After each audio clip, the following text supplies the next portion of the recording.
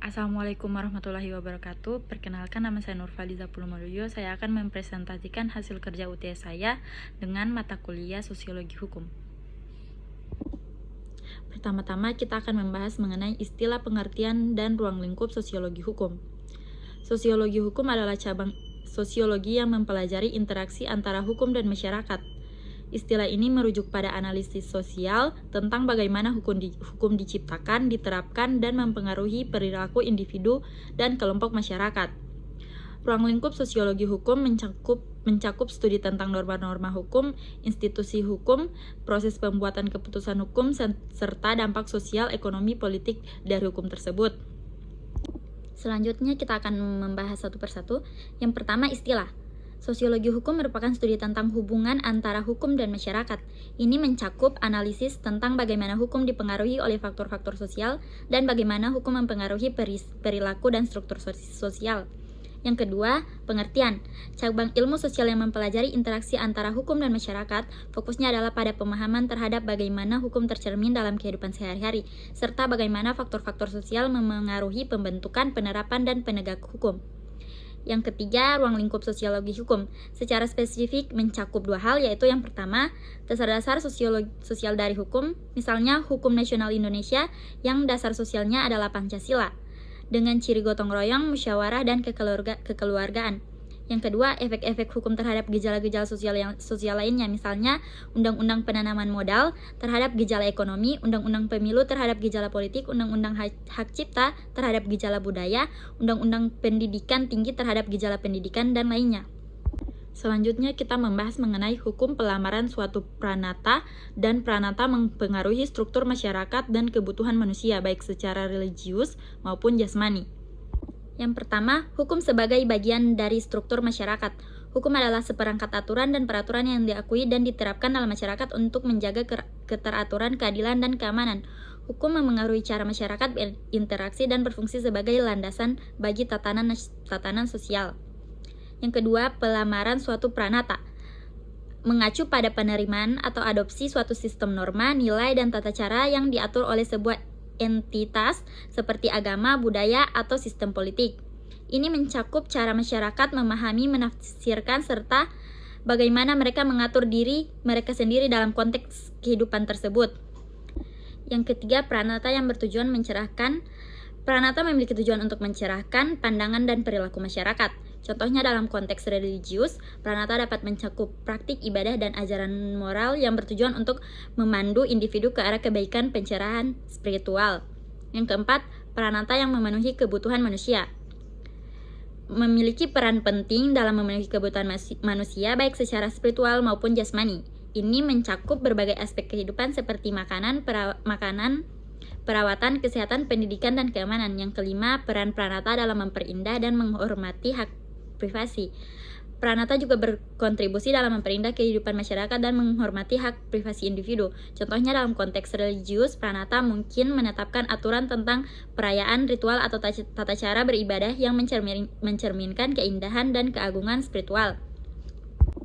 Lanjut, perbedaan kajian sosiologi of law dan sosiologi jurisprudensi. Fokus utama yaitu Sociology of Law lebih menitikberatkan pada studi tentang interaksi antara hukum dan masyarakat. Ini mencakup bagaimana hukum mempengaruhi perilaku sosial, bagaimana masyarakat memengaruhi pembentukan dan implementasi hukum, serta bagaimana struktur sosial mempengaruhi sistem hukum. Yang berikut, sosial jurisprudensi lebih berfokus pada pendekatan terhadap hukum yang menyoroti pengaruh faktor sosial, budaya, dan politik dalam interpretasi, penerapan, dan perkembangan hukum. Ini berkaitan dengan bagaimana faktor-faktor ini mempengaruhi proses pengambilan keputusan hukum dan pemahaman tentang hukum. Yang kedua, metode penelitian. Pertama, Sociology of Law menggunakan metode sosiologis tradisional seperti penelitian lapangan, analisis statistik, wawancara, dan observasi untuk memahami dinamika interaksi antara hukum dan masyarakat.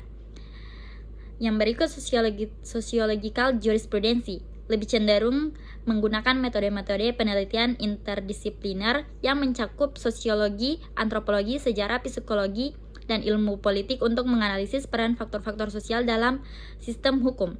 Yang ketiga, tujuan penelitian. Yang pertama, of Law bertujuan untuk memahami peran hukum dalam masyarakat serta dampak terhadap perilaku individu dan kolektif. Yang berikut Sociological Jurisprudence bertujuan untuk mengeksplor hubungan antara hukum dan masyarakat dengan fokus khusus pada bagaimana faktor-faktor sosial mempengaruhi proses hukum, interpretasi hukum, dan penerapan hukum. Yang berikut interpretasi hukum. Sociology of Law memeriksa bagaimana hukum dipahami dan diinterpretasikan oleh masyarakat secara umum, serta bagaimana pemahaman ini mempengaruhi perilaku dan kepatuhan hukum. Yang berikut Sociological Jurisprudence mempertimbangkan bagaimana faktor-faktor sosial, budaya, dan politik mempengaruhi interpretasi hukum oleh para pembuat keputusan hukum. Yang kelima, aplikasi praktis. Sociology of Law dapat memberikan wawasan yang berguna bagi pembuat kebijakan, praktisi hukum, dan penegak hukum dalam memahami implikasi sosial dari kebijakan hukum tersebut. Sociological Jurisprudence dapat memberikan landasan untuk merumuskan pendekatan hukum yang lebih adil dan berpihak kepada masyarakat dengan mempertimbangkan konteks sosial dan budaya yang luas. Dengan demikian, meskipun keduanya saling keterkaitan dan mempelajari hubungan antara hukum dan masyarakat, Sociology of Law berfokus pada studi empiris tentang interaksi antara hukum dan masyarakat, sementara Sociological Jurisprudence lebih menekankan pentingnya memahami faktor-faktor sosial dalam interpretasi dan penerapan hukum. Yang berikut karakteristik kajian sosiologi hukum. Yang pertama, analisis terhadap interaksi sosial, yaitu mengkaji bagaimana hukum mempengaruhi dan dipengaruhi oleh struktur sosial, nilai, dan norma dalam masyarakat. Yang kedua, pendekatan empiris, menggunakan metode empiris untuk memahami fenomena hukum secara lebih mendalam seperti penelitian lapangan, wawancara, dan analisis data. Yang ketiga, perspektif kritis, memiliki fokus pada kritik terhadap ketidaksetaraan dalam sistem hukum dan dampaknya terhadap kelompok-kelompok tertentu dalam masyarakat. Yang keempat, pemahaman terhadap konflik sosial, memeriksa konflik-konflik yang muncul dalam konteks hukum dan bagaimana konflik tersebut diatasi atau diperlakukan oleh masyarakat. Yang kelima, analisis terhadap perubahan sosial, mengkaji bagaimana hukum berubah seiring waktu dan bagaimana perubahan sosial memengaruhi perkembangan sistem hukum. Yang berikut kita akan membahas mengenai aliran-aliran dalam sosiologi hukum.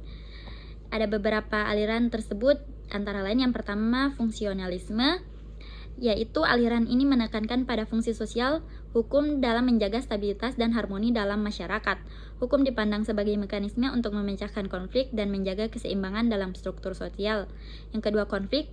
Aliran ini melihat hukum sebagai refleksi dari konflik-konflik kepentingan antara kelompok dalam masyarakat.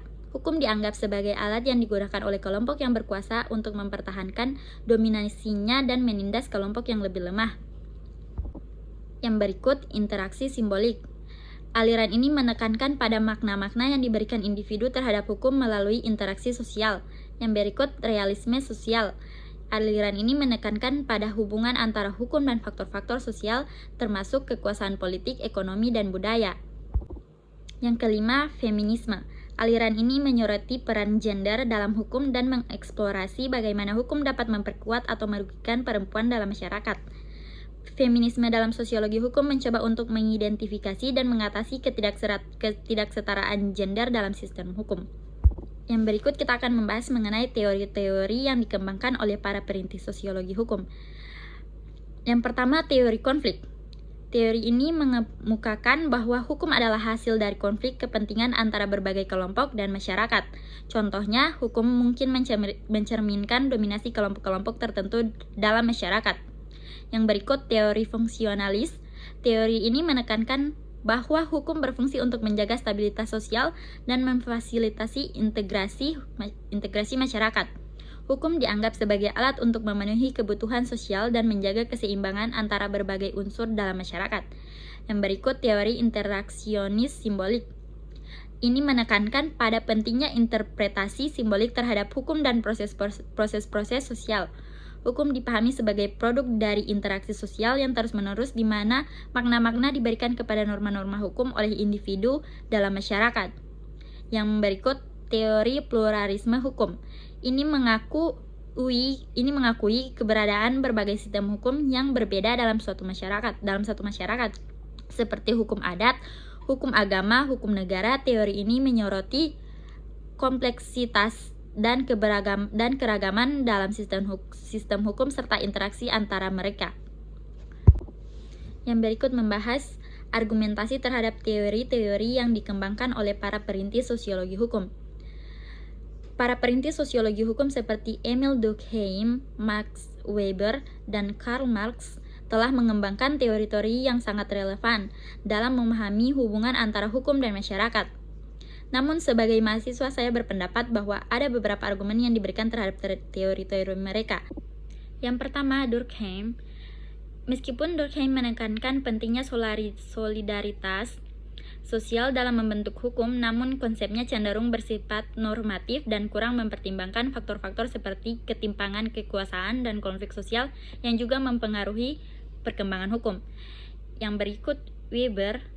Teori hukum rasional Legar Weber menekankan pentingnya legitimasi hukum namun seringkali kurang memperhatikan bagaimana kekuasaan dan kepentingan politik dalam memanipulasi sistem hukum untuk mempertahankan struktur kekuasaan yang ada. Yang berikut, Marx. Meskipun analisis Marx tentang hukum sebagai alat kontrol kelas dominan sangat relevan, namun kritiknya terhadap kapitalisme seringkali dianggap terlalu deterministik dan mengabaikan keragaman dalam sistem hukum serta peran agen-agen non-ekonomi dalam pembentukan hukum. Yang berikut membuktikan motif berpikir kritis Peter L. Berger terhadap peristiwa konkret. Untuk membuktikan motif berpikir kritis Peter L. Berger terhadap suatu peristiwa konkret, kita bisa mengacu pada pendekatan sosiologisnya yang mengedepankan konsep konstruksi sosial. Berger menekankan bahwa realitas sosial tidak bersifat objektif dan telah dibangun melalui proses konstruksi sosial yang melibatkan tindakan manusia. Dalam konteks peristiwa konkret, kita dapat menganalisis bagaimana faktor-faktor seperti kekuatan politik, media massa, dan narasi yang dihasilkan oleh aktor-aktor terlibat membentuk persepsi publik terhadap peristiwa tersebut. Selain itu, Berger juga menyoroti pentingnya plausibilitas dalam membentuk keyakinan dan interpretasi atas realitas sosial. Dalam mengkaji peristiwa konkret, kita dapat melihat bagaimana aktor-aktor tertentu menggunakan strategi untuk membuat narasi mereka terlihat masuk akal dan meyakinkan bahwa kita tidak sepenuhnya objektif. Hal ini mengilustrasikan bagaimana pemikiran kritis Berger menekankan perlunya mempertanyakan asumsi-asumsi yang mendasari interpretasi atas peristiwa sosial. Demikian, itulah pemaparan materi ujian tengah semester saya. Jika ada salah mohon dimaafkan. Wassalamualaikum warahmatullahi wabarakatuh.